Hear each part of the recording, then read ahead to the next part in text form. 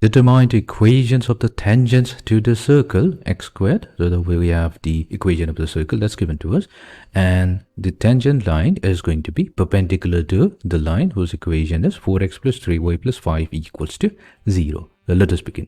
So first, let's try to understand the problem graphically. So here we have a circle which is center at C, and we have a line. Let's call the line as line L1. The line L1 is tangent to the circle at point A. Now, this tangent line is perpendicular to another line whose equation is given to us. We have 4x plus 3y plus 5 equals to 0. Fine. So this line is given to us. Now, our goal will be to determine the equation of the tangent line. However, there is one more tangent line. So if we consider a line which is tangent to the circle at another point B and parallel to the line L1, and it's also going to be perpendicular to the yellow line. Here we have the second tangent line L2, which is tangent to the circle at point B, and this line is also going to be perpendicular to the yellow line. Okay, so what we'll do, we'll try to find out the equation of the two lines. So we'll start with line 1 L1, then we'll come to L2 later on at the end of the problem. So for line L1, let the equation of the line be the equation of the line L1b. So we're going to use the slope-intercept form of a line. We have y equals to mx plus c. We're going to name this as equation number 1. However, we have here the equation of the yellow line, which is 4x plus 3y plus 5 equals to 0. Now let's do one thing. Let's try to write the equation of the circle in the form y equals to mx plus c. We have 3y equals to negative 4x minus 5. Dividing each terms by 3, we get y equals to negative 4 over 3 times x minus 5 over 3. Now there is a reason why we are writing the equation 4x plus 3y plus 5 equals to 0 in the slope-intercept form, because here the slope is simply negative 4 over 3. And we know that whenever two lines are perpendicular to each other, then the product of the slopes of those two lines will be negative 1.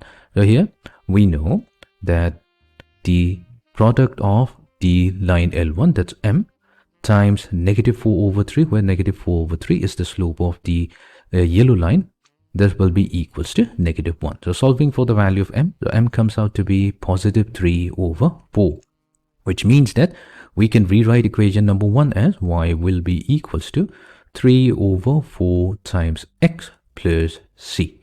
Fine. Or we have only replaced the value of m with 3 over 4. So let's rewrite this equation. Now we have 4y equals to 3x plus 4c, or we have 3x minus 4y plus 4c will equals to 0. This is the equation of line L1. So we have obtained the equation. Now our goal will be to determine the value of c. Once we have the value of c, we can get the final equation of the line. Now how do we find out the value of c? To find out the value of c, we will be using the perpendicular distance formula, meaning let's say we drop a perpendicular from point C to point A, which is the point of the tangent line. This is the point at which the line L1 touches the circle. Fine. Then we know that by definition, then CA, the perpendicular length CA, will be defined as, we will have to take the absolute value. Here, let me write down the formula first. We have A times H plus B times K plus C whole divided by square root of A squared plus B squared, where we have the h comma k, that will be the center of the circle. This will be the coordinate of the center of the circle, and we have the line whose equation given by ax plus by plus c equals to 0. Meaning if we have a line ax plus by plus c equals to 0, and if this line is tangent to a circle, then the distance of the perpendicular distance from the center to the point of tangency will be given by this particular formula. So here we'll be using the same formula here. That means we'll be needing the coordinate of the center of the circle. We are provided with the equation of the circle, so let's use it. We'll try to find out the coordinates as well as the radius of this particular circle. Now our circle's equation is given in the general form. We'll convert it to the standard form, which means that first we will combine x squared minus 4x Then we will combine y squared with negative 6y and we'll transpose negative 3 to the right hand side to get positive 3. Our goal will be to make x squared minus 4x as well as y squared minus 6y a perfect square. To do this, all we have to do is take x squared, and then we are going to rewrite the second term. So we have 4x here. So what we'll do, we'll take 2. To it, we're going to multiply the square root of the first term x squared. So that's simply x. And to make it 4x, we'll have to multiply by 2. And this number 2 tells us that all we have to do is add 2 squared as well as subtract 2 squared from it. This is an extra term that we are adding and subtracting to x squared minus 4x. This will be similarly the same thing that we'll be applying to the next two terms. So we have y squared minus, now 6y can be also expressed as 2 times the square root of y squared. So that's y times what value do we need to make it 6y? That's simply 3. So that means this number 3 tells us that we need to square the value 3, and also this is an extra term, we'll have to subtract 3 square from it. This will be equals to 3. The advantage of doing so, converts the first 3 terms into a perfect square. We get x minus 2 whole square. Then we have y squared minus 2y times 3 plus 3. So this becomes y minus 3 whole square. Now what we'll do, we'll transpose negative 2 squared, negative 3 squared to the right hand side and add it with 3. So that will be equals to, so 2 squared, that's 4, added to 3 squared, that's negative 3 squared. So that's going to be 9. Once we take it to the right hand side, add it to 3. So 4 plus 3, that's 7. 7 plus 9, that's going to be 16, which is simply 4 squared. Now what we'll do on comparing with the standard form. So here the center of the circle will be given by h comma k. So that means we get the value 2 comma 3. And we have the radius of the circle, that's going to be 4 units. Well, we have already expressed our line in the standard form, ax plus by plus c equals to 0. So let's use this equation and the coordinates of the center to obtain the perpendicular distance. So our perpendicular distance, CA, that's going to be equals to, we'll take the absolute value. We'll start with the coefficient of x, that's 3. This will get multiplied to the x coordinate of the center. So that's 2, 3 times 2.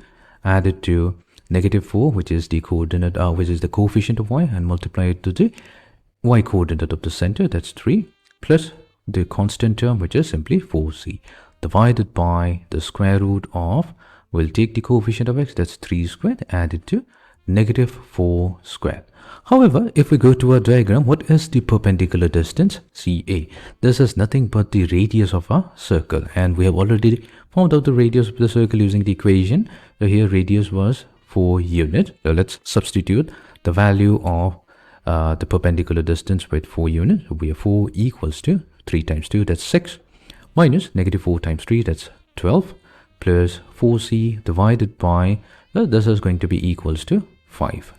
Fine. So we have 4 times 5, that's going to be 20. 20 will be equals to 4c minus 6, which means we are going to get two values. We have 4c minus 6 equals to positive 20, or we're going to get 4c minus 6 equals to negative 20, since it's an absolute value.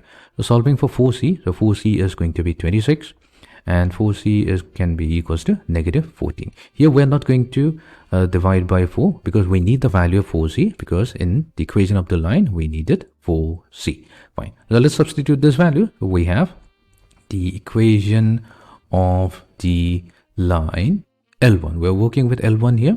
So this equation is going to be 3x minus 4y. So in place of 4c, let's substitute it with positive 26. So this will be equals to 0.